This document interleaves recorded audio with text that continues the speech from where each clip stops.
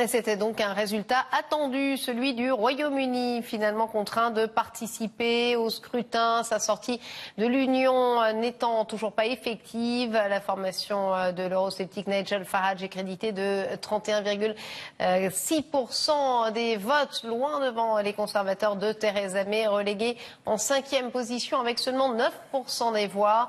Le Labour dégringole lui aussi à 14,1%. Deuxième de ces élections, les libéraux démocrates. Des résultats, Estelle, qui montrent clairement que dorénavant, la vie politique britannique se joue clairement entre pro et anti-Brexit. Et oui, exactement, Stéphanie, le traditionnel duel conservateur-travailliste a été relégué au second plan ce dimanche 26 mai au profit des partis qui ont une position nette sur le Brexit, c'est-à-dire pour ou contre. Et à ce jeu-là, c'est le parti de l'europhobe Nigel Farage qui l'a emporté avec 31,6% des suffrages.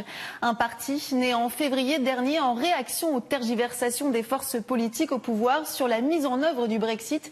Il n'avait d'ailleurs aucun autre programme que la sortie du Royaume-Uni de l'Union européenne. Une victoire donc pour Nigel Farage qui entend de nouveau peser sur l'avenir du pays. C'est la première fois dans l'histoire de la politique britannique qu'un parti créé il y a tout juste 6 semaines domine le scrutin dans une élection nationale. L'explication est très simple. Nous avons voté pour partir lors d'un référendum. Nous devions partir le 29 mars et cela n'a pas été le cas.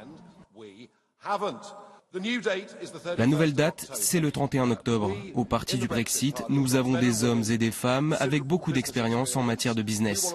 Nous voulons faire partie de l'équipe de négociation. Nous voulons prendre nos responsabilités par rapport à ce qui se passe. J'espère que le gouvernement nous écoute. Sur la colère et l'exaspération des pro-Brexit face à l'incapacité des élus britanniques à mettre en œuvre la sortie de l'UE que Nigel Farage a capitalisé. Les conservateurs ont donc été sanctionnés par les électeurs. Le parti du Labour a pour sa part fait les frais de l'ambiguïté de son leader, Jeremy Corbyn, sur le Brexit. Dimanche soir, Theresa May, première ministre démissionnaire, a réaffirmé sur Twitter l'importance de trouver un accord sur le Brexit. C'est une nuit très décevante pour les conservateurs. D'excellents députés européens ont perdu leur siège. D'excellents candidats ont été battus. Mais le Labour a aussi subi de lourdes pertes. Cela montre l'importance de trouver un accord sur le Brexit. Et j'espère sincèrement que ces résultats seront au cœur des débats au Parlement. Alors, Estelle, la question maintenant, qui pour contrer les pro-Brexit?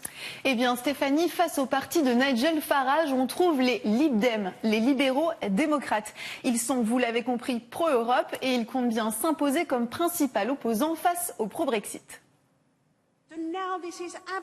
Il est désormais vital que tous les groupes pro-maintien se rallient derrière le numéro 1 et c'est le Lib Dem. Nous combattons le Brexit.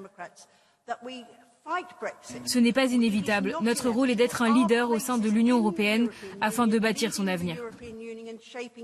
Notez aussi du côté des forces europhiles la présence des Verts arrivés en 4e position du scrutin.